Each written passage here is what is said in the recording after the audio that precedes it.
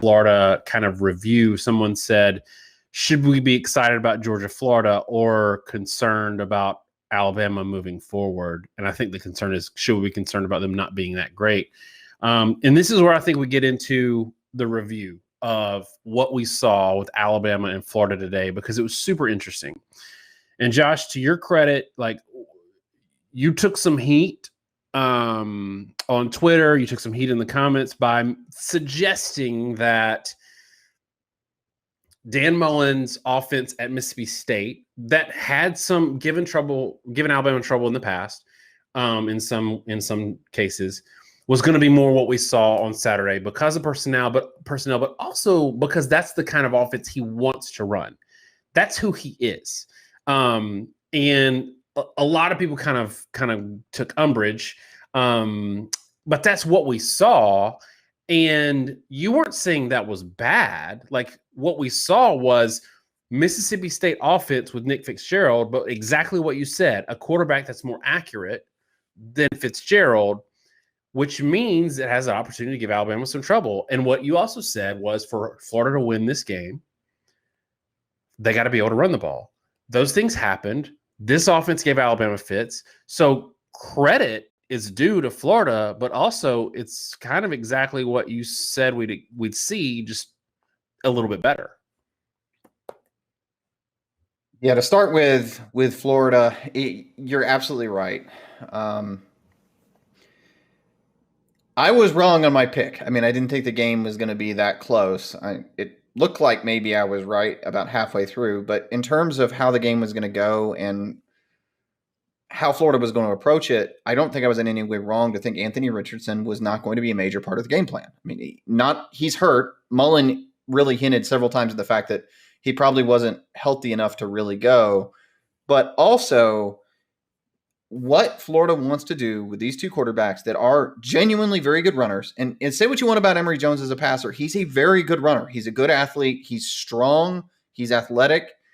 They want to be more like what Mississippi State was. They're going to leverage their ability with a running quarterback to strain your defense, to move laterally, and then hit you with power up the middle. It's not all that different than, the better Gus Malzahn Auburn teams. It's something he did all the time at Mississippi State with inferior personnel with mixed results.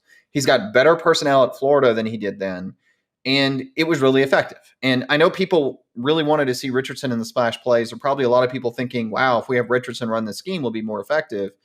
I don't think people understand that if you put Richardson in the same positions that Jones was in, I don't think he would be able to run the offense nearly as efficiently.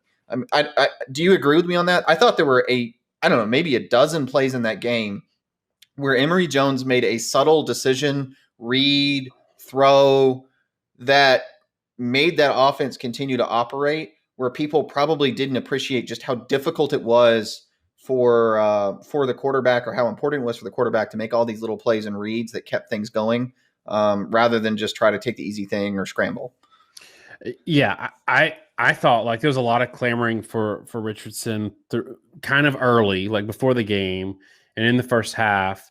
Look, I think they got the best result they could possibly have gotten. And I don't know that putting Richardson in there, because you also have to think about the continuity.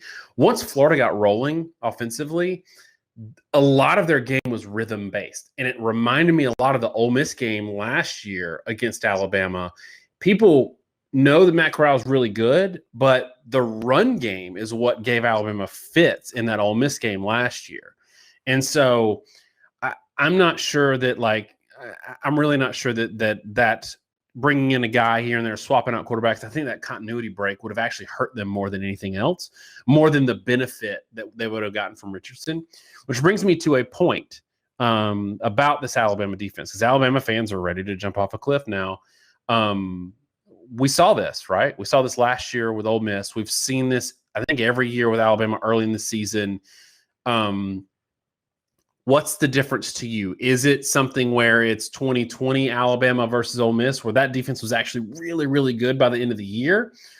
Or is it 2018 Alabama defense, where those sorts of early struggles telegraphed kind of what we would see at the end of the year in an Alabama defense that actually wasn't that good? Um, I mean, we've seen this every year at a certain point, right? Is that you see an Alabama defense that's really struggling with the run, and I think it's the result of a lot of other things. The biggest thing that happened in that game, I think, was Alabama was struggling so much with the edge plays that they didn't have much choice but to have a lot of linebackers on the field, and it over time wore them down. It was the same thing that happened with the Ole Miss game. Like they would have loved to have stopped the run, but you kind of in the modern world have to stop the pass before you stop the run, and if you don't do that, um, things are going to get bad a lot faster. And Alabama was in like a 2-4-5 look. They had two outside linebackers, two inside linebackers on the field. They only had two DTs or DNs in there. And I think it was honestly just because they were struggling so much with that quick speed option game and the flips to the tight ends. And like I talked about in the preview, and I think it was 100% right in saying this, Mullen has built the receiving core to be big physical blockers on the perimeter. And Alabama, if they'd gone heavy, would not have been able to contain the edge. Because if you take either one of those outside linebackers off and you put their DNs who are like 330 pounds, you're not going to be able to get upfield on the edge. You're not going to be able to chase down those wide receiver screens. And they would have run around Alabama over and over again. And I think Alabama was actually struggling in a lot of ways more with the perimeter blocking than they were even in the middle of the field. And you saw the middle runs, but that was really the result of lightening the box to deal with everything else and then Florida capitalizing. It's brutal if you can't stop it. And the problem for Alabama is they don't have, like, Jordan Davis at Georgia is phenomenal, right? They don't have one of those in the middle of the field that can dominate inside. They've got great edge players and they can deal with speed, but they were stuck either having those guys and dealing with the speed or having the guys that can deal with power. The speed guys were better than the power guys, so they just sort of made that trade, and it ended up not working great. And one of the things that I think came out of this game, to Dan Mullen's credit, because he doesn't get enough credit for being a great game planner, a great offensive sort of analyst of the game, knowing how to exploit a team. Remember, this is a guy who gave 2017 Alabama, who won the national championship. I know they had some linebackers out, but who won the national championship, all they wanted, right? So Dan Mullen gets some credit here as being one of these guys that can really give Alabama fits. He did what he did against him in the SEC championship game and made that game all they wanted. So I think we also need to give him some credit. And what I think we saw a little bit, and this is not a negative to Florida. Florida fans might take this as a negative. I do not think it's a negative at all. I think this is smart football. We mentioned in our preview that Florida was probably sandbagging offensively a good bit. And don't read too much into Emory Jones throwing for 5.5 yards per attempt against FAU or the struggles against South Florida. Don't read too much into that because they might be sandbagging. Agree or disagree, because this is what I'm saying. They were sandbagging. They did use that time to prep for Alabama, and that's absolutely what they should have done, and it almost got them a win. I agree with you. I think it's the second year in a row Florida's gone into this game having done extra prep. I think they did that last year with the LSU game, knowing that game didn't really matter because they were going to the SEC championship anyway. Both you've talked about it, I think, more than I have, that you really feel like they probably took that game off, which burned them. But yeah, they definitely held things back, and I'm sure people that follow Florida more than your average national pundit or more than us that we watch what we can, but I can't watch 18,000 hours of every individual team, may have seen more signs of what Florida was running. But I did not expect them to be as option heavy as they were. I mean, how many options did they run in that game? A ton. Maybe 10?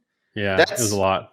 You don't run, people have to understand, you don't run the option unless you really practice the option. Really? It's really hard. Auburn. It's like Auburn, 23-13 Auburn, and their, heavy zone read, power run, QB power thing that, like, if you don't practice the same play over and over and over and over and over again, then you're not going to be good enough at it to really exploit a defense. So I totally agree.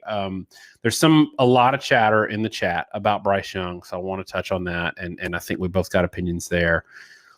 Look, everybody's killing Bryce Young because Alabama didn't put up 40-something points. They scored 31 points on the road, and Bryce Young had 0 run game help and 0 wide receiver help. If Alabama fans go back and watch this game, they'll notice, and this is, again, to Florida's credit, their secondary played great. Alabama's wide receivers weren't getting separation. So Bryce Young was having to throw the ball to guys who were blanketed.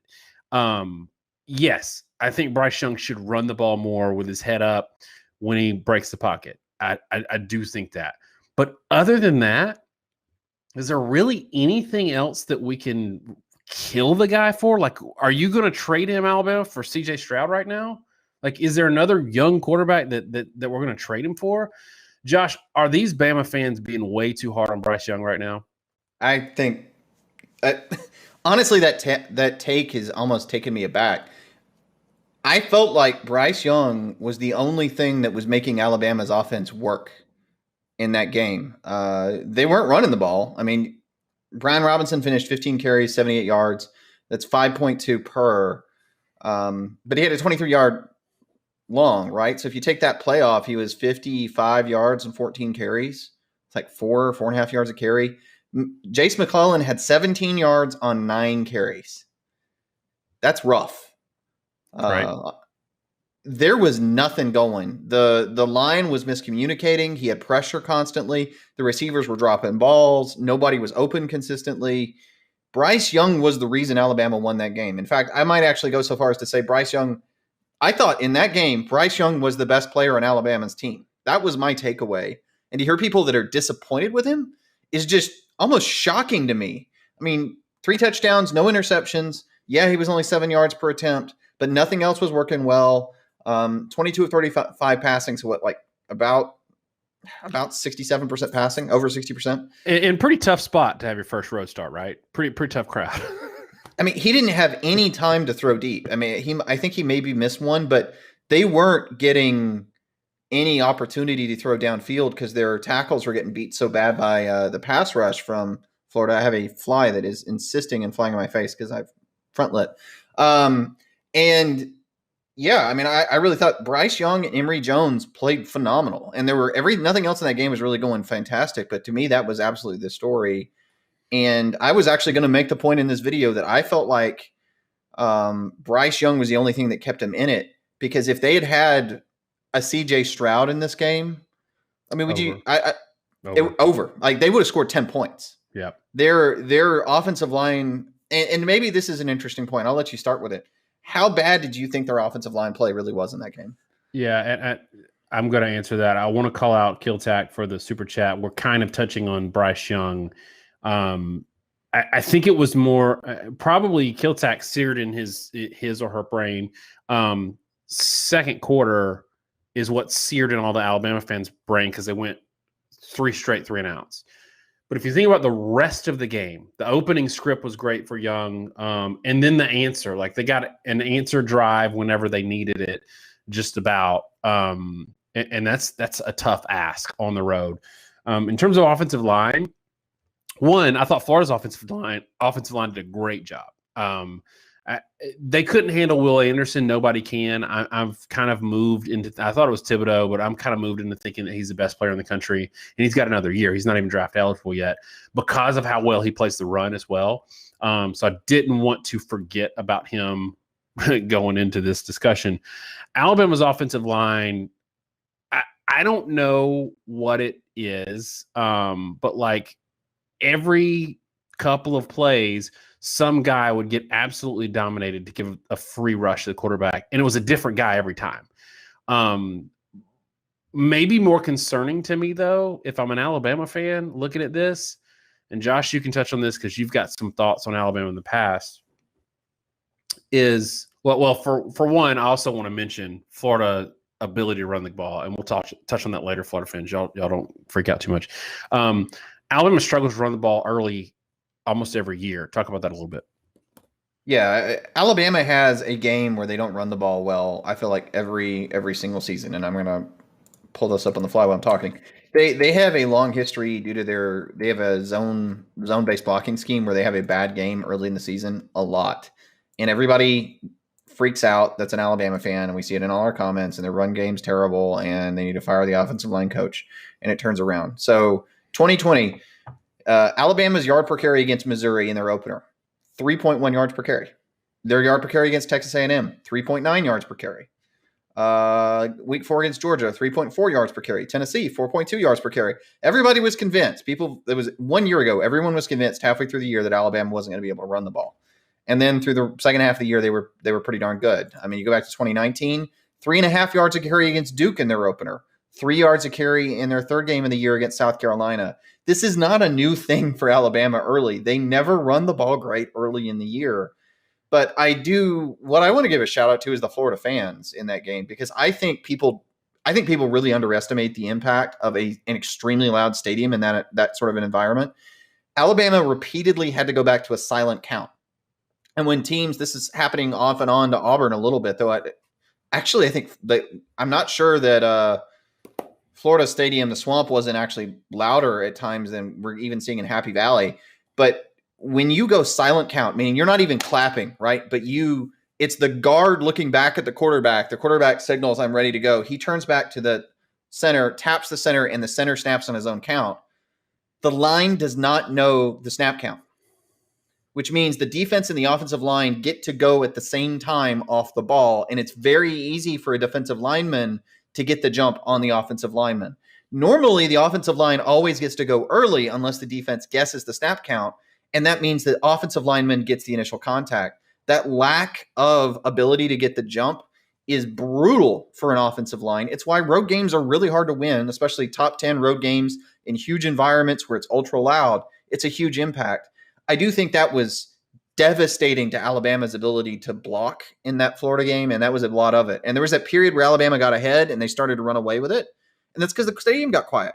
And then when Florida scored again and it looked like they were back in the game and it got loud, I think that and especially the second half where it was just deafening, just totally broke, I think, what Alabama was trying to do.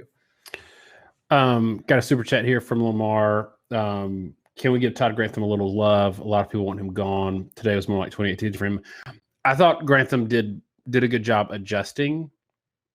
I also think he did a good job with the game plan. And I said on Twitter, when Alabama was up 21-3, I said, this game's unraveling a little bit. Their focus has been on making Bryce Young win the game for them.